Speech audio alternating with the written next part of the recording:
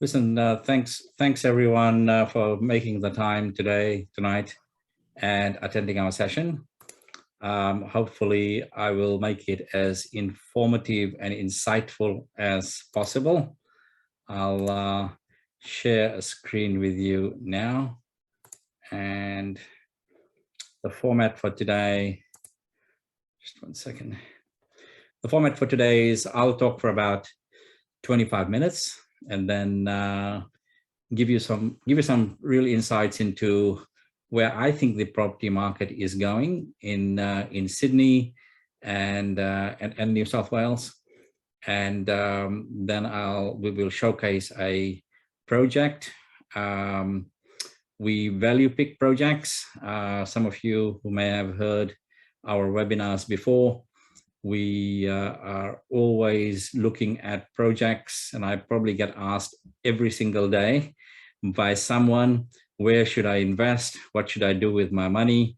Where is the next area of growth?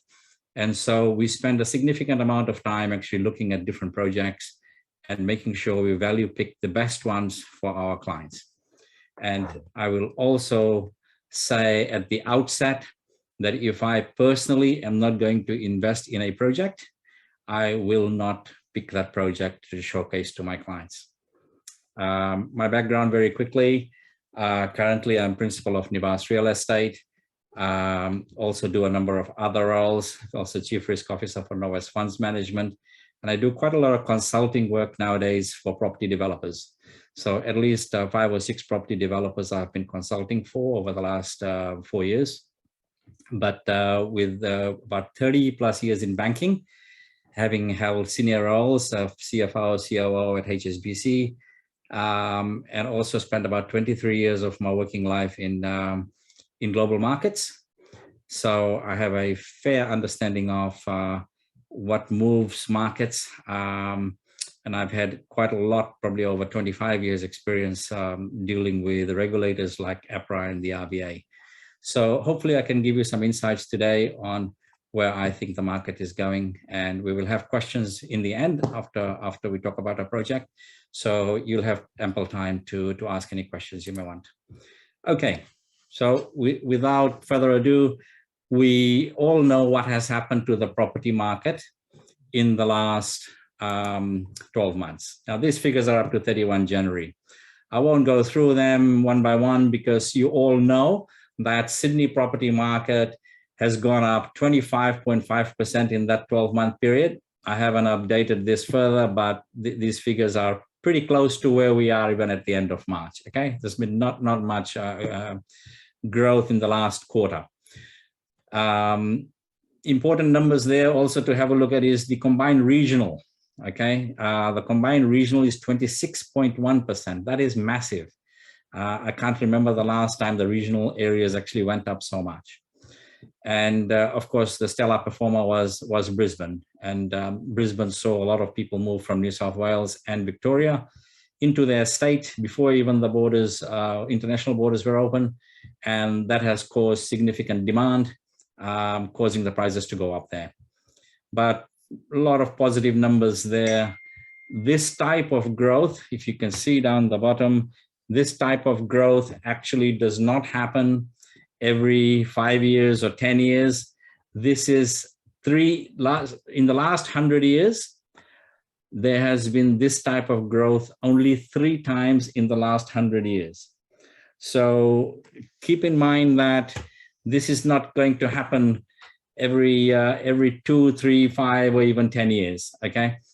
There are a lot of factors that have caused this. We will go through that briefly, but I don't want to dwell on the past. I want to talk more about the future and what's about to hit us. But it's very important to note that also this type of growth is not centered on one suburb or one city or one type of property. Different properties have behaved differently. And we need to be very mindful of, where some of that growth has been. So 25.5%, for example, for Sydney is some suburbs may have gone up 40, 50, even 60%. We know some land prices have actually gone up anywhere from 50 to 75% in Sydney, okay, northwest, southwest of Sydney. So it is a median value of all of the sales that they have had in that 12-month period, if that makes sense. Okay, so everybody reads the news, everybody has a view, and everybody makes up their mind about what perceptions they have about the property market and where it's going. And every day also I get asked about, so property prices are going to go down now because interest rates are going up. I get that every single day of my year. So just some headlines, okay? So just keep in the back of your minds that our jobless rate is the lowest. New South Wales jobless rate is the lowest since records began. We are now 3.7%, okay, jobless rate. Nationally, we are 4%. This is where the predictions in 2020, if you remember, middle of 2020, when we were right in the middle of COVID, the predictions were that unemployment could go to 12%, double-digit unemployment. Well, it didn't go anywhere near that. It did not even reach 8%. We are now down to record lows, okay? So something the government is doing right, not just the New South Wales government, but also the federal government, that they have kept that unemployment to such low rates. The other headline that has been coming out quite a lot, we've seen at least 4 or 5 articles and a lot of media in this last week, is Australia is facing a national rental crisis. The vacancy rate is falling, okay? We will talk more about that in a minute. Wages growth is happening in the market, and that's a good thing. There's 2 things that are happening. Wages growth is happening and tax rates are coming down. So together, which means that people have more money to spend. If people spend money, that means there is more growth in the economy, okay? Now, in the budget, you might have all seen the budget a week ago.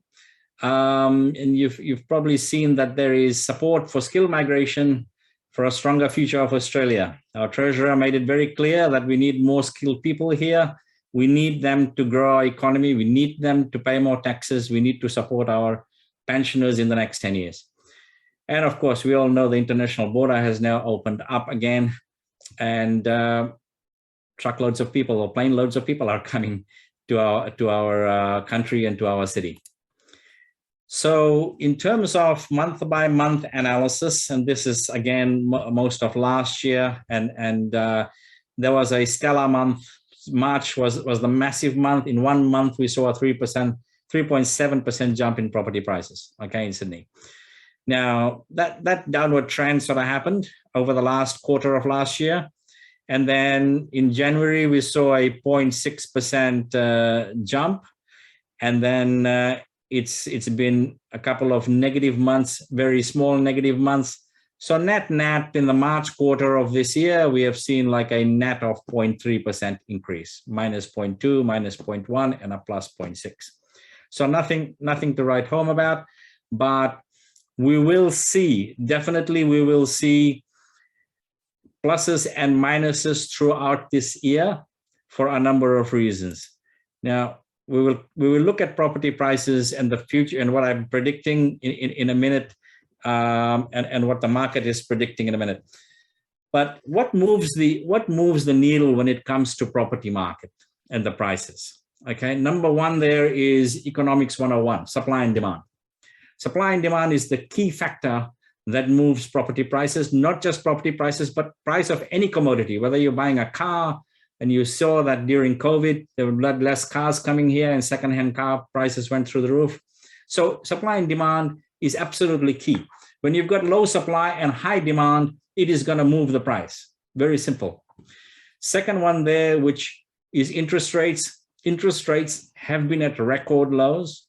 They are still at record lows. Okay, you can still go out there and get a owner-occupied interest rate at 2% or even sub 2%.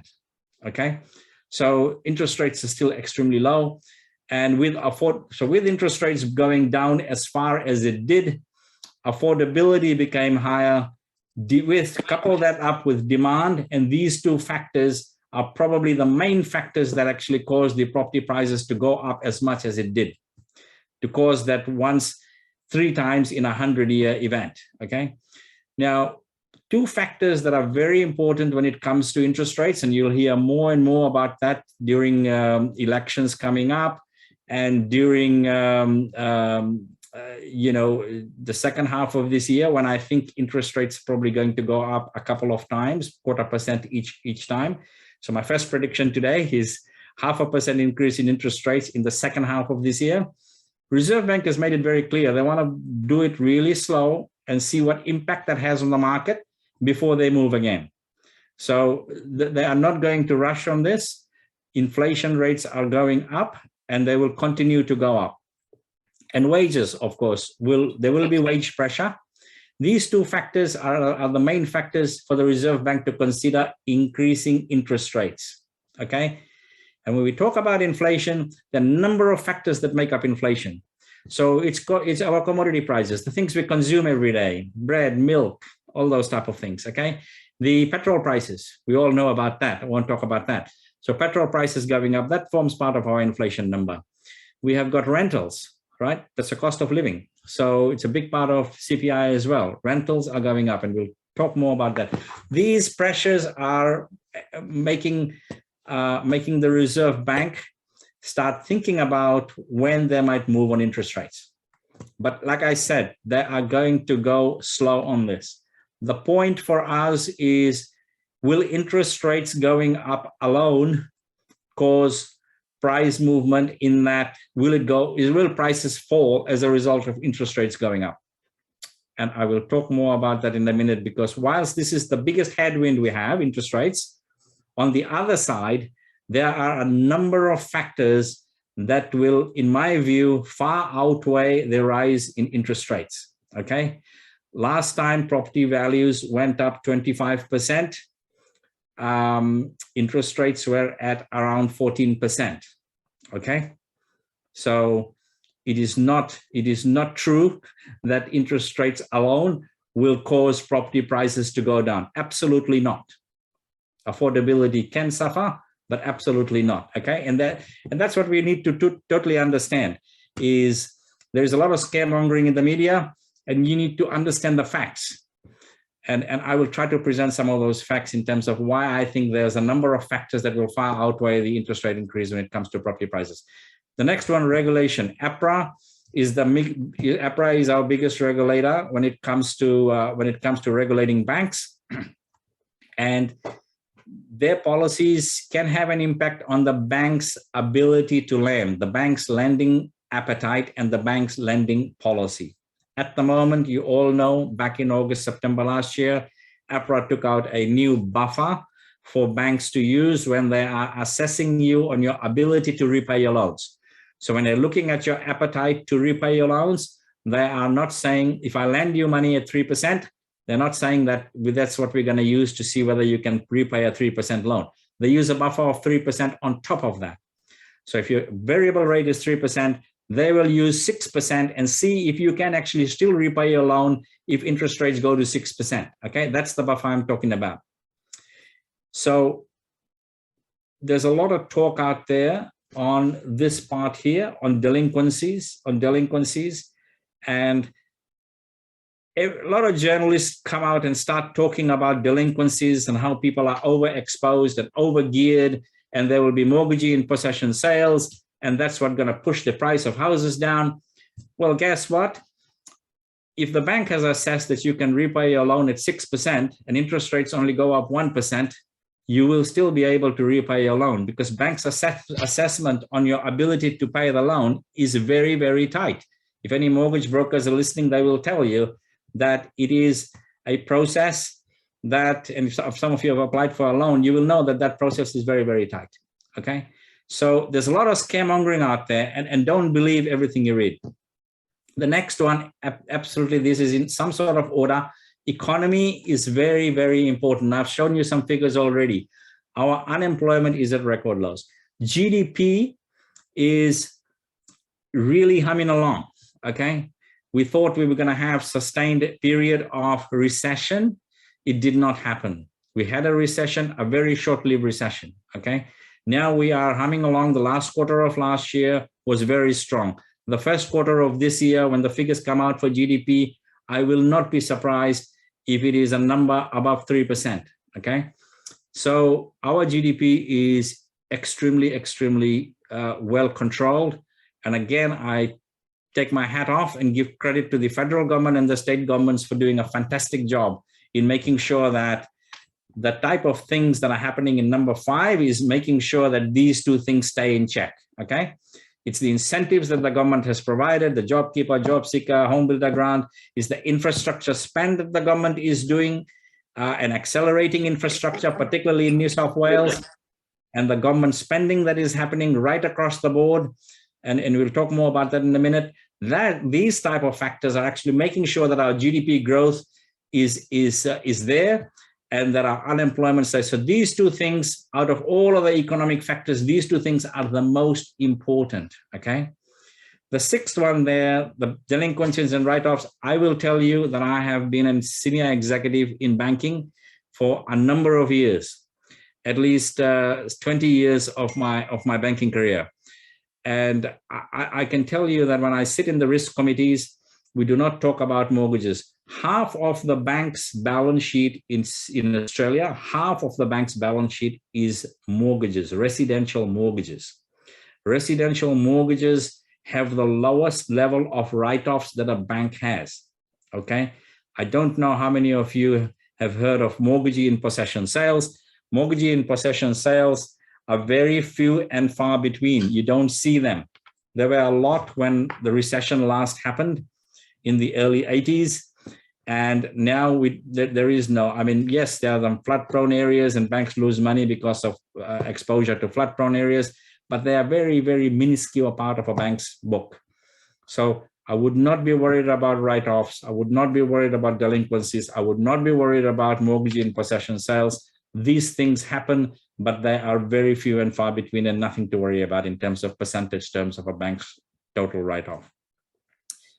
Global factors I won't go through. You all know these things do hit our hip pocket, like the war that's going on now is causing our petrol prices to go up as an example. But there are lots of other factors that actually moves the needle on our prices. And we are seeing significant demand for Australian properties that I will talk about more in a minute. Okay, Sydney and New South Wales are going through a transformation. The transformation we are going through is twice in 100-year transformation, okay? This is what we're experiencing in Sydney at the moment is a paradigm shift in every single thing. So whether you're looking at hospitals, whether you're looking at schools, whether you're looking at roads, metros, airport expansion, all of those things are there to actually make sure that we can cater for the demand of what is about to hit our city and our state, okay? We're gonna have, in Sydney alone, we're gonna have 6 million people by 2036 and 8 million by 2054. So in Sydney, you're gonna need almost 40,000 dwellings per year. These are all New South Wales Treasury numbers. These are not my numbers. These are Paratet's numbers, okay? So what you are experiencing now and where you've all seen the works that are happening in our city, it is just the start. It's just the start.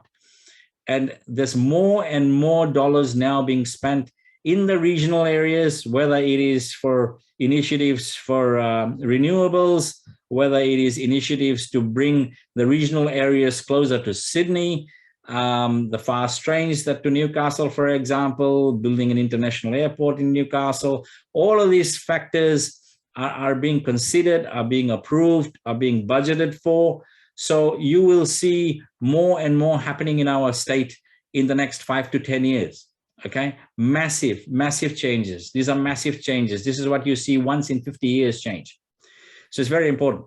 Now, the amount of infrastructure spend that we have got, the amount of infrastructure spend we have got in our state is more than the rest of the states in Australia added together, okay, for the next 5 years.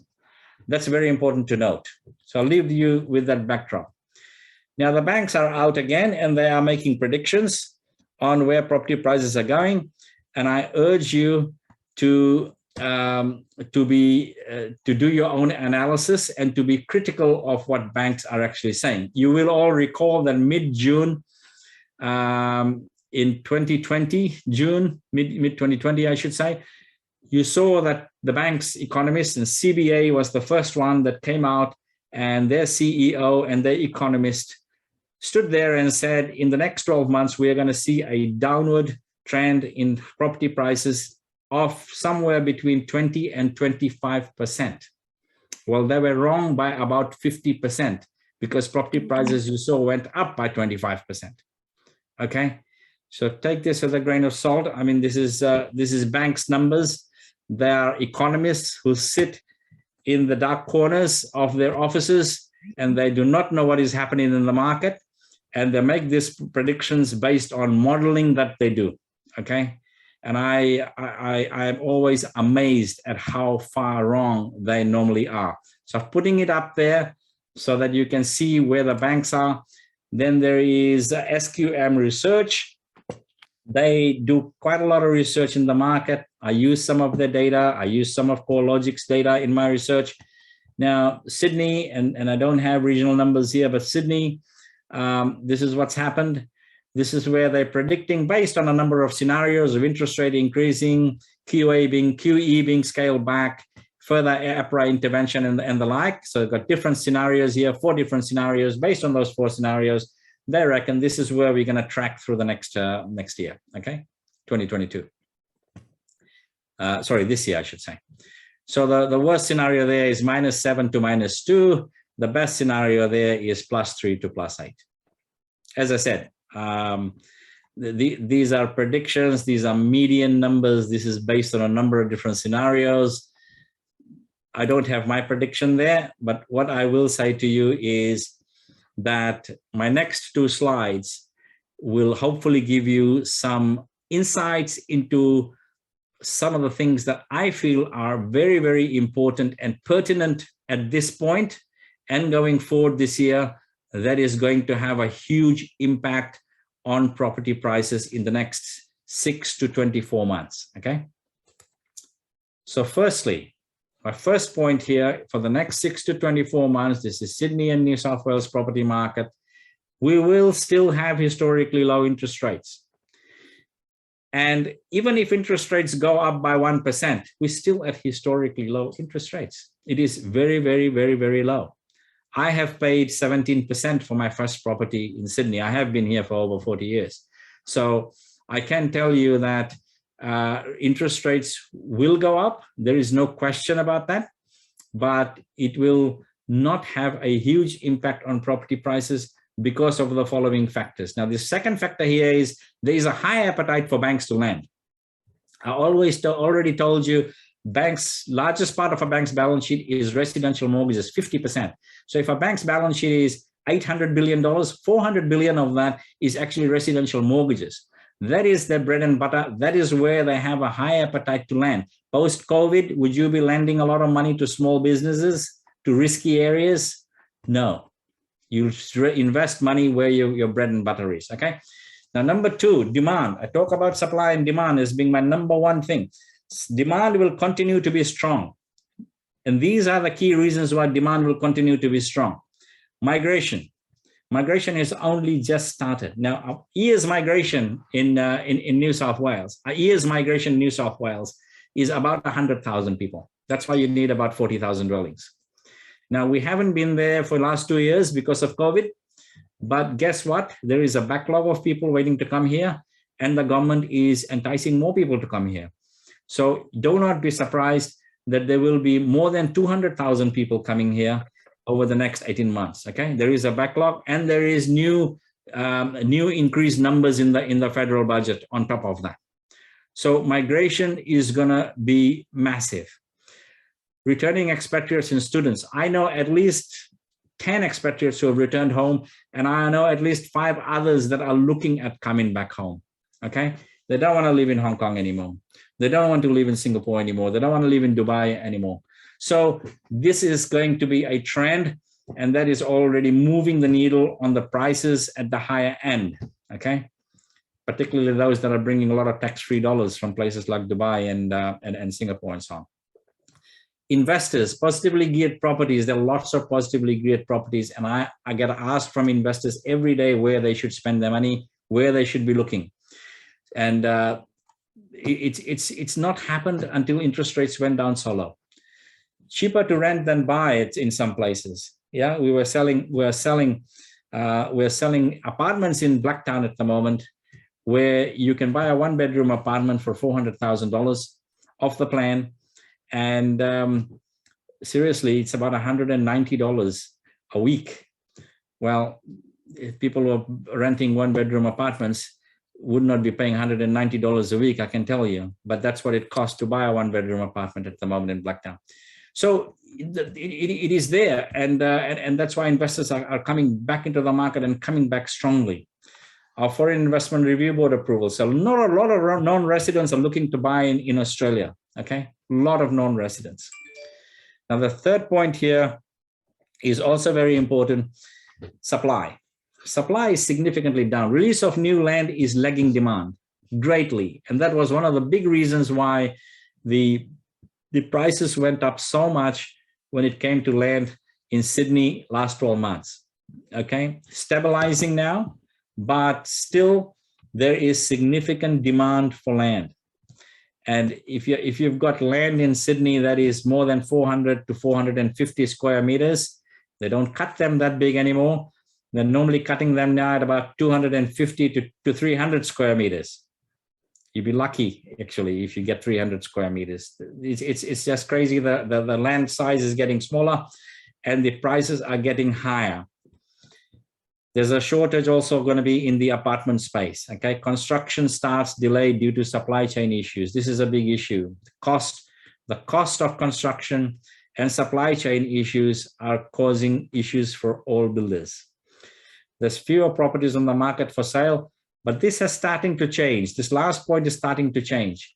And one of the reasons why people are putting more of their existing properties on the market is because the media is telling them you reached your peak. And if you want to get a good price for a house now, if you're looking at moving to the regional areas or to interstate or to downsize, this is a good time to do it. And so a lot of people have put more properties on the market. So we're seeing a lot more now than what we saw 6 months or 12 months ago. Number 4, cost of construction is up. Okay, cost of construction goes up. Guess what? House prices go up. Okay, very simple. Apartment prices, house prices, land prices, everything goes up. Cost of construction is up. So this is a big factor we need to keep in mind. It's up circa 20% and potentially going higher.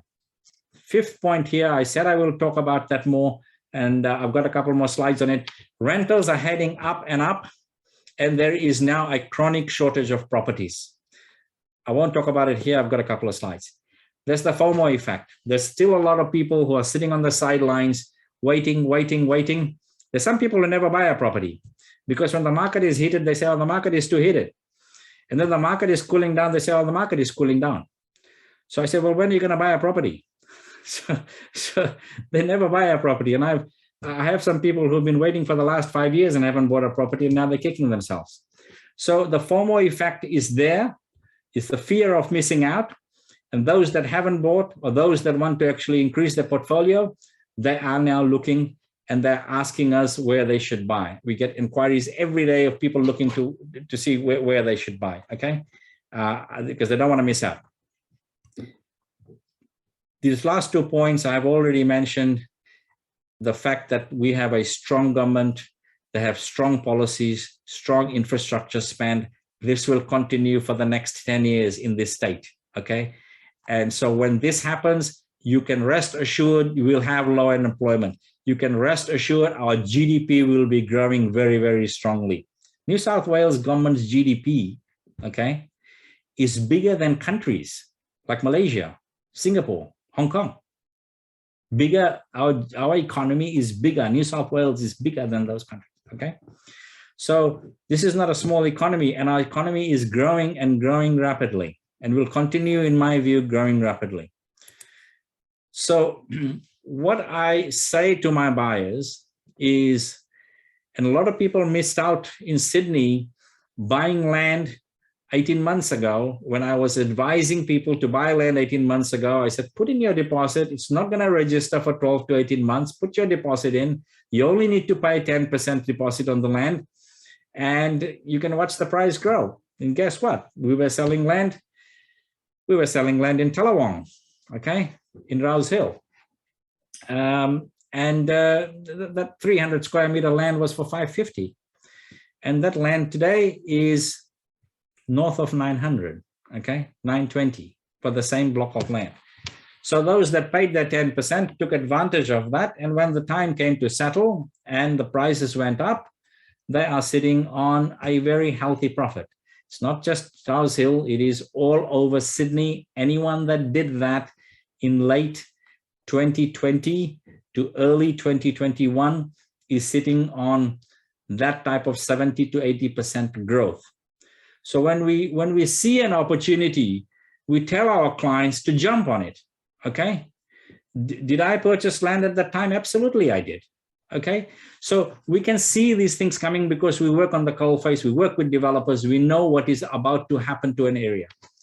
Now, what I suggest to all of you is that you've got to look for these opportunities where you can pay 10% now and pay a small deposit on a house. So you buy a house and land package, lock your price now, lock your price. Once you've signed a house contract, your price is locked, okay? Then you can enjoy the growth on your full purchase price. Yeah, so if you do a house and land package for $800,000 or $900,000, you will get that price growth on the whole package. But you haven't paid that much money out of your pocket yet. You've only paid 10% on the land. Let's say that's $50,000, and you've paid only $15,000, so about $65,000. This is called gearing, okay? And price arbitrage is something you've got to look for. You've got to look for where the prices are cheap and where they're going to go up. That's what price arbitrage is. Sorry to use a banking term. Now, regional areas, in my view, will continue to experience growth as Sydney becomes unaffordable. There are a lot of people every day, again, asking me, where should I invest? What about regional areas? What about interstate? And are we involved in that? Absolutely, we are. Do we pick every single area? Absolutely not. So we value pick the areas that make sense. So post-COVID moves to region will continue in the next 24 plus months. And some of the reason why people are selling their houses and more houses are on the market in Sydney at the moment is because they're taking advantage of that and moving to an area where they want to live or where they want to invest and take advantage of growth in those regional areas. So returns are very important to investors. Absolutely paramount is returns, but also capital growth. So growth and returns go hand in glove for investors. And more importantly, I have found in my last 40 years in Sydney that if you pick area that is close to beaches, that provides a lifestyle choice, they will always be in high demand, and the price growth in those areas will significantly outstrip the other areas. Now, some of you may have seen about 3 weeks ago, there was a 900 square meter block with a very old house in Manly, not on the beach, has water views of the beach, but not on the beach, okay, which sold for $20 million. Yes, $20 million. Only reason is because it is close to the beach and has got some views, 900 square meters, okay?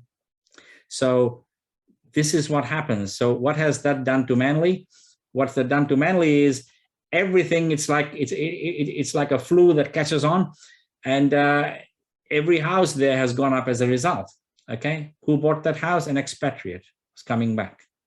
So they're gonna build a house there, obviously. So you listen, this is, if you've got equity, if you have got cash sitting in the bank earning 0.1%, you are not making use of that. You've got to use that equity to generate wealth, okay? Talk more about that in a minute. But this is very important to take advantage of the opportunity you have. And today we will present you with one of those opportunities where I have already bought. And these are the reasons why, absolutely these reasons. I said I will talk about vacancy rates. This is an old slide. This slide is actually 7 to 8 months old. And I was trying to demonstrate that Sydney has gone from 4% vacancy rate to 2.6. And in the last 7 months, I have been telling all my listeners in my webinars that this 2.6 is going to come to sub 1% vacancy, okay, sub 1% vacancy in June this year. Well, a lot of people doubted me, okay? So this is my last presentation of, like, we reached 1.9%, but then I want to show you the latest numbers that have just come out last week, okay? This week, I should say. Latest numbers are this. Nationally, we are at 1%. That is down from 2% in March 2021, okay? And Sydney is now down to 1.4%. Is this likely to go below 1% in June? Absolutely. Absolutely. It was 2.9% in March, in 1 year ago. Now, what is happening? All this migration is happening. Students are coming back. There is a chronic shortage of properties. We've got a shortage of properties and demand is increasing. I have not seen Sydney ever being below 1%. So all of the media reports now are talking about chronic shortage of properties, okay? ScoMo got asked 2 days ago. Some of you might have seen that interview. There's a chronic shortage of properties, Prime Minister. What are you going to do about it? It is not a simple fix. Prime Minister's answer was, we have to put more people into houses, okay? Well, not everybody can afford houses here. So not everybody can go and buy a $1.5 million property. So the important thing is that with chronic shortage of properties, rentals are gonna go through the roof. We have spoken to probably about 5 agents in the last week in the area in Sydney, in the northwest of Sydney. And every agent is telling us that for every property that they put on the market, there are 30 to 40 applicants, okay? This story goes all across Australia at the moment, okay? And also in the regional areas. So watch this number. Interest rates might be going up. If rentals go up, if somebody's paying $500 a week now, and suddenly it becomes $650 a week, investors are getting a much higher return. What does that do to the property price? It pushes the property price up. Okay, this is a major factor. This plus construction costs alone can move the needle and far outweigh the increase in interest rates. Major factor, okay? So please keep that in the back of your minds, okay? So very simple graph here to illustrate what I have just talked about. Economic growth results in jobs growth, results in wages growth, results in population growth. All of these things are going to happen. That causes increased rental and buyer demand, and that increases the property values. These things here are going to cause the property values to continue to rise, okay? Yes, we're going to have a pause. There's an election coming. Will it matter if Labor wins or Liberal wins, coalition wins? It probably will not matter because the coalition doesn't have any new policies. They'll probably keep going with the old policies, okay? That's my personal view. And so once people digest whoever wins, I think you will find that post-July, you will start to see the chronic shortages in rentals and the prices gonna start moving up again. There is a pause at the moment. Don't be surprised for the next 2 months, you might see negative growth numbers. Don't be alarmed at that. Don't be alarmed at what the media tells you. This is the end of this rising cycle. Do not listen to that, okay? So when you're looking at buying a property, the key things you've got to look at, it's not just location. Location is absolutely important. So if you're buying somewhere, let's say in Rouse Hill, you're going to look at things like roads, metro, hospitals, schools, TAFE, colleges, all those things.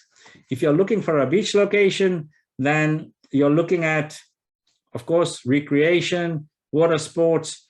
What's the attraction? Okay, what's the attraction of going to the area? So location is absolutely important.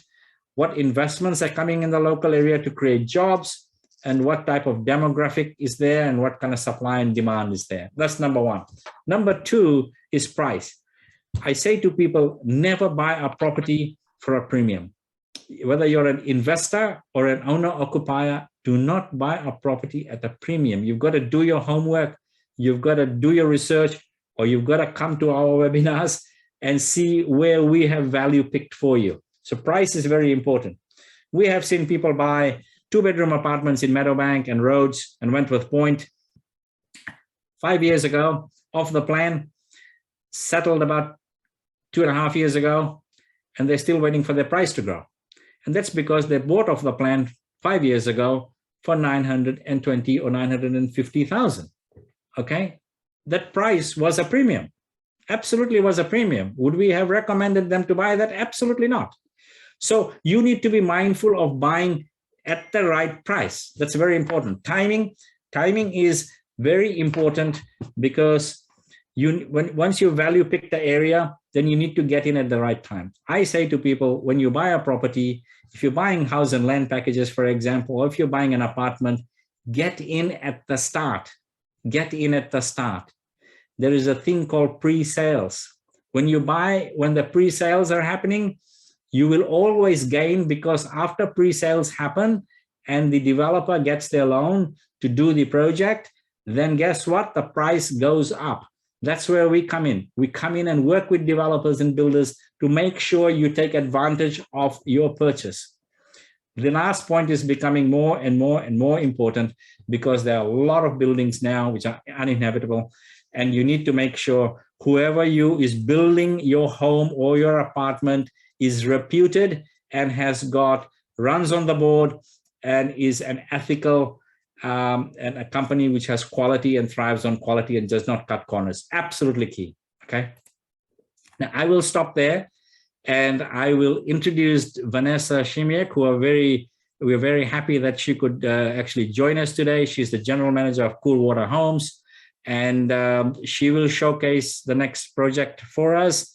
Vanessa has had significant experience, many more years than me in the property market, and has run over 20 years doing project management for some of the largest builders in Australia, and has been involved in development and anything to do with real estate, residential real estate and property. Vanessa is highly experienced. So you're getting somebody with this great deal of knowledge to talk you through this project.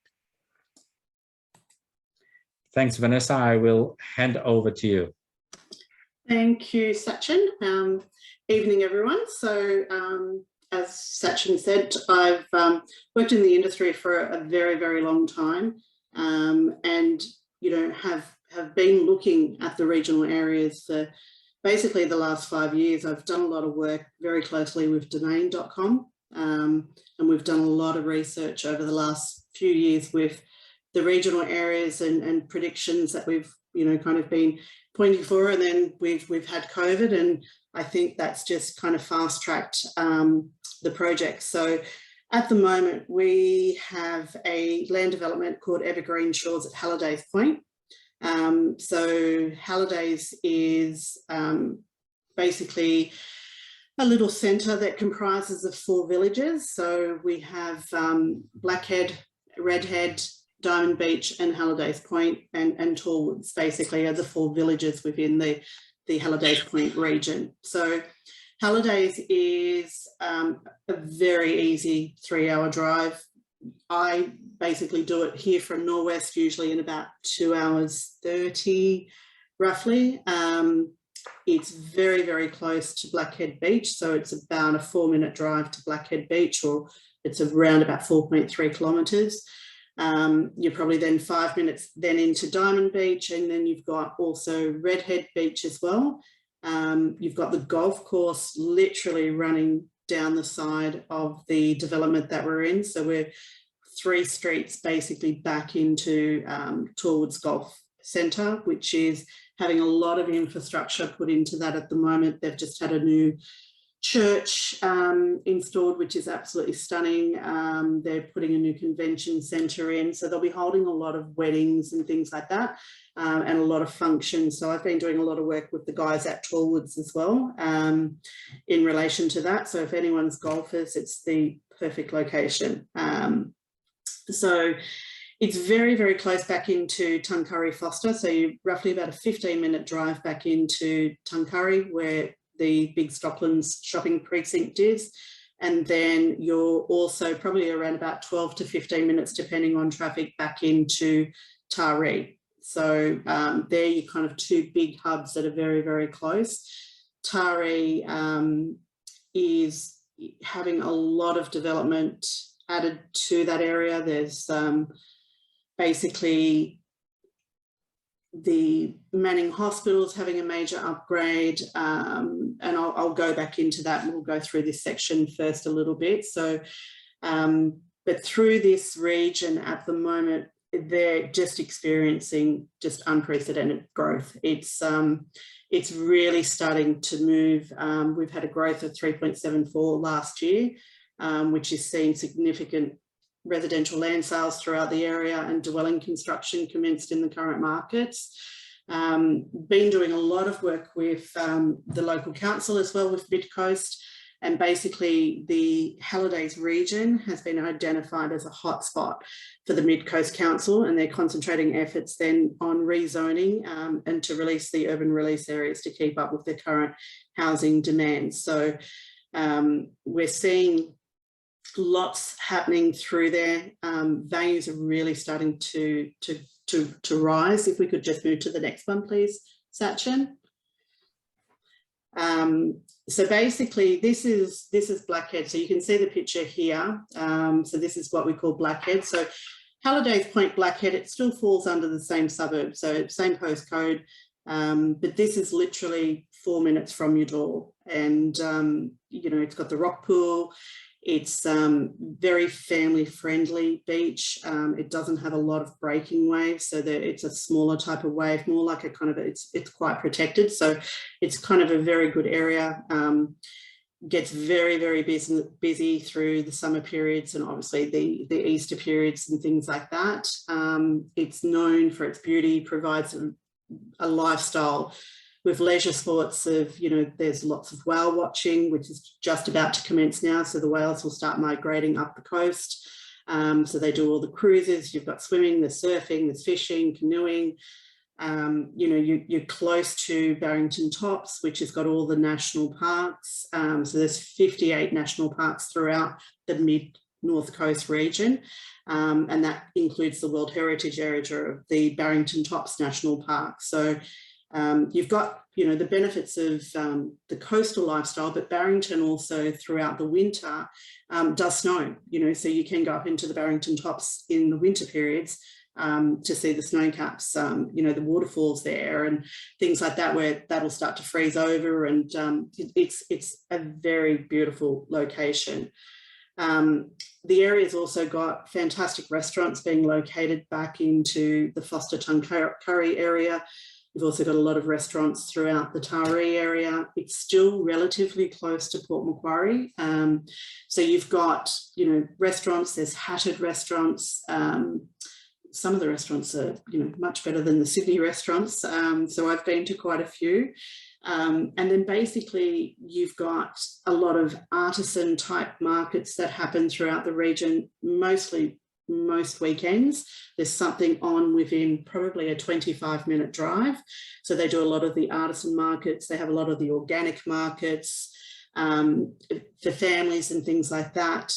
It is such a crucial area because families want to live into the areas for certain schools. They'll want to live into the areas with, you know, being close to the beach so the kids can do nippers and that type of thing, and grow up having that coastal lifestyle. And at the moment, as Sachin was saying, the area is experienced roughly around about a 0.07 vacancy rate. It is near impossible at the moment to get a rental property throughout the region. And, you know, I can attest to that. I've got property up there. I bought probably about 5 years ago because I knew what was happening through the region. So I've got a home that we use as a holiday home, and because I'm up and down the coast quite often, probably around about 15 minutes from Hallidays, but I've also bought into the Hallidays estate as well. So predominantly how this has all happened, and I've ended up taking over the development side here, is basically my son. I have a 25-year-old son, or just about to turn 25, and panic about him and deposits and trying to buy property in Sydney, which is going to be near impossible. And, you know, predominantly when you look at it, you know, you're spending $1 million to live in not so many nice areas. So my aim was to get a couple of blocks for him to see, because I knew where the growth would be for him, to try to get him a really good deposit that he could on-sell his land and then use that deposit to come back in to the Sydney market. So know the area, have grown up my holidays since I was a kid all through this area. So, and really starting to see a big change through the area. There's a lot of regeneration going through. Values are going crazy. As I said, I bought 5 years ago. My house has more than doubled in price in the last 5 years. The land values are jumping. One of our supervisors, I suggested to him in Easter of last year to go and grab a block literally around the corner from where we are. He's purchased a block at $349,000. That block's just about to register and he's had his bank valuation done at $790,000. So it gives you an idea. He does have some water views, but it gives you an idea of what's happening through the area. So basically it's unprecedented growth going through with numerous projects coming in. Government funding is enormous through the area at the moment. So we've got the Northern Gateway coming through. So that's the Northern Gateway transport project for Taree. So Taree is literally 15 minutes away. So this is going to be a major distribution. They're going to have industrial precincts, bringing manufacturing in and things like that. So this is going to be a major centre. That Taree is going to be a satellite city. So they're really setting it up and that will bring an influx of work and businesses into the area. There's the upgrading of the Manning Base Hospital, which is also located in Taree. So they'll be doing a lot of that. And they're also doing a lot of work throughout the Taree Town Centre, which will have services that will then coincide with the Manning Base Hospital. You've got the additional aviation related industries that they're building down near where the Taree Regional Airport is. So they're bringing in aviation, industrial area to that as well. And then the Taree has direct flights to and from Sydney as well. So we've got lots of additional shopping precincts are coming through and they're going to help support the local growth areas and additional funding to support the booming tourism industry. So basically they receive around about 2.2 million tourists a year through the mid-North Coast region. So basically what we've seen is we've seen prices really start to go through the roof. You know, Blackhead as such, you know, to buy in Blackhead at the moment, you're really not looking at anything under $1.2 million. So, you know, when you're sitting beside suburbs that are 1.2 to 1.5, 1.6, $2 million, it doesn't take much to realise what's going to happen through, you know, you're 4 minutes away. So it's going to be a flow through, basically. You're sitting on Tallwood's Country Club and the golf course, literally on your doorstep. You could have a golf buggy and literally drive it 2 streets away and you're sitting in the golf course. So that's how close it is. Apparently, if anyone plays golf, it's a very difficult course, a very challenging course, but very beautiful. So as I said, they've got the cafes, they're doing the function centre. So it's becoming quite a little hub there as well into the Tallwoods Village area as well. This just gives you an overshot of the area. So basically Evergreen, as you see the street down the bottom at the very point, that's Blackhead Road. So you come in, so basically from here up to the beach is literally 4 minutes, if that. And then the golf course runs down on that right-hand side. And then Tallwoods Village kind of comes in up behind that area through there. So this is just some of the block details. The smallest blocks that we've got are a 450. Predominantly the market will dictate a 422, predominantly a single story, not a lot of 2-story. You do have a little bit of 2-story through Redhead and parts of Blackhead as well, because it does get a little bit hilly through there. So some of those sites, you have to build a 2-story because, you know, they've had 4 and 5 metres worth of fall. But basically, we've got a gentle slope throughout the estate as we fall down to Blackhead Road. And what we'll do is we bench basically the block as we come down.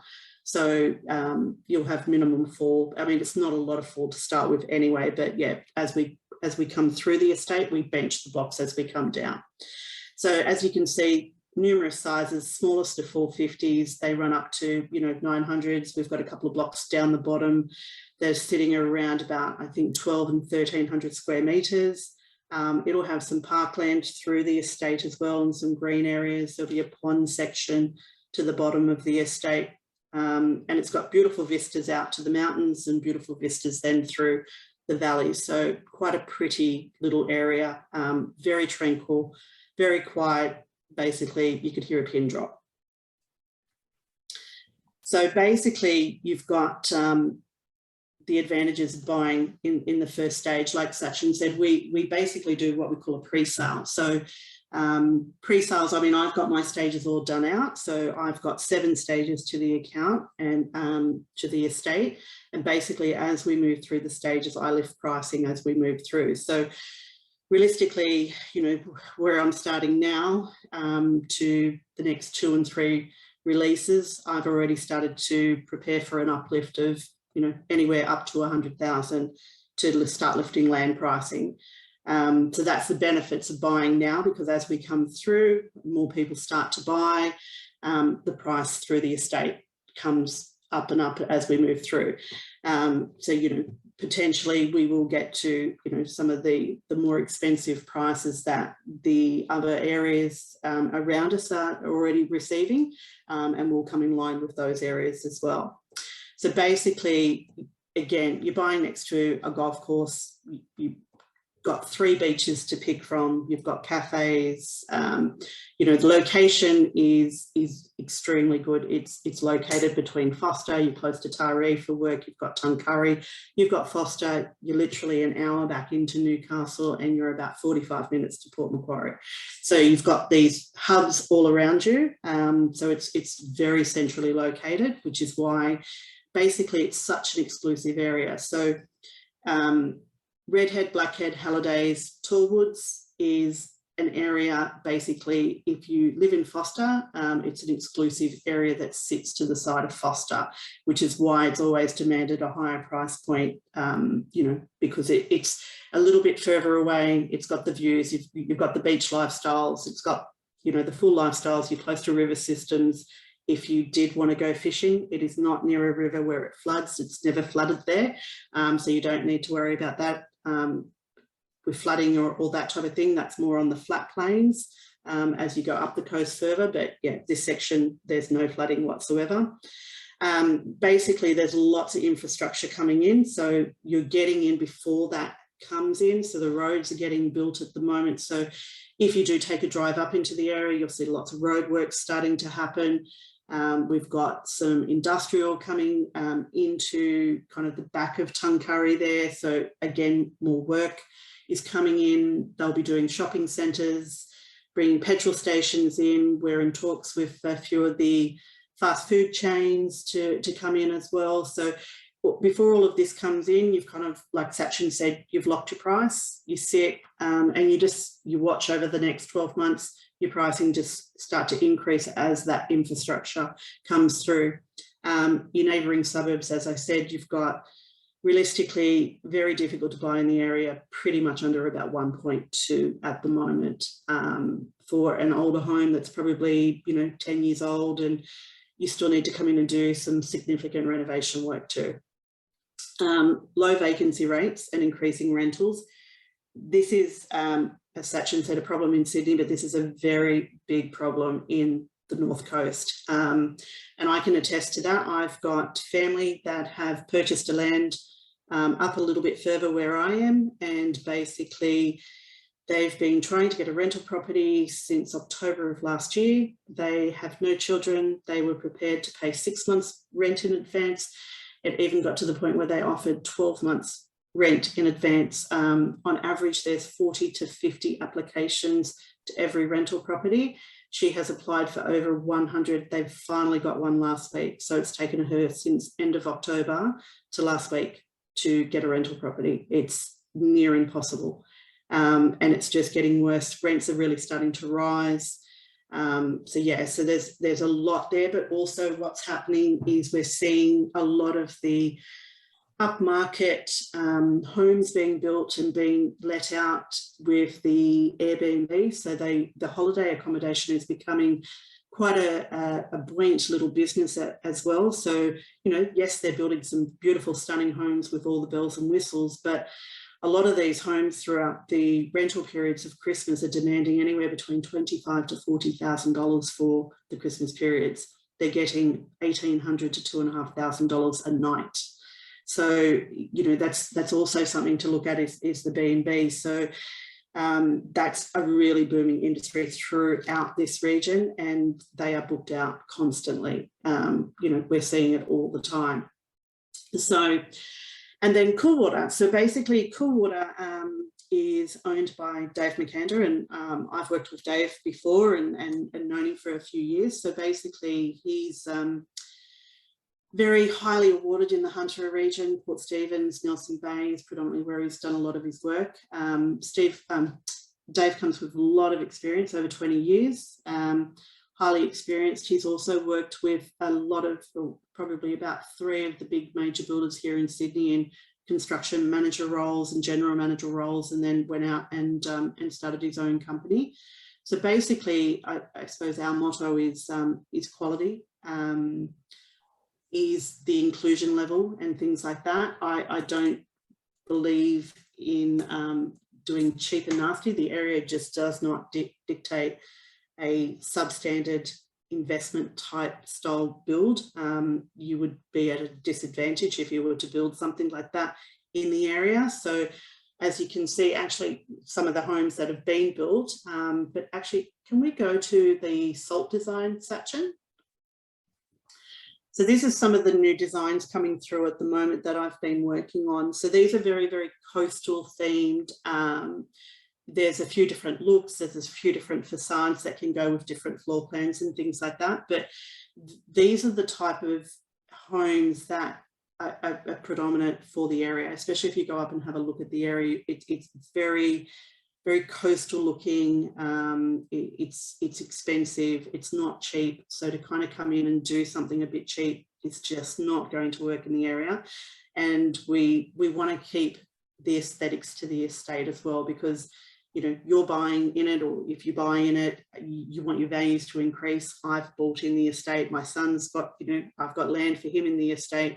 So it's in our best interest to make sure that the estate has a particular look which keeps the values. So this is one of the new designs that we'll be launching. And if we could go to the floor plan. So basically, you know, as I said, it's 4 bedrooms, double garage, en suites, study areas, media, big on the kitchen areas and things like that. So this one in particular has all raked ceilings through bed 1 and living, dining, kitchen area. So those areas through there will have the big rake and probably around about 5 metre ceiling heights through there. So very coastal, you know, very open plan. You don't necessarily have to do 2 stories in this market. Most demand for families is a 422 single story home. And, you know, with these homes, you still, you know, basically to put these on the market, you would be selling these in, you know, by March of next year, you know, a start price of 1.2 as a minimum. Vanessa, what's the size of this home? Just this one sits around about the 292, so not small. And I've got some smaller versions as well. So I've got stuff to suit all budgets. So basically, you know, I've got the larger 4-bedroom homes.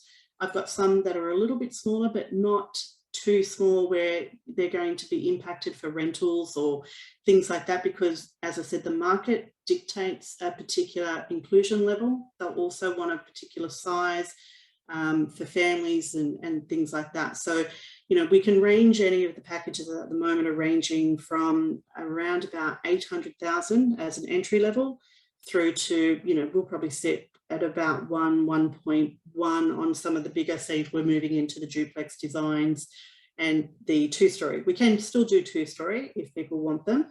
This is another design that'll be extremely popular.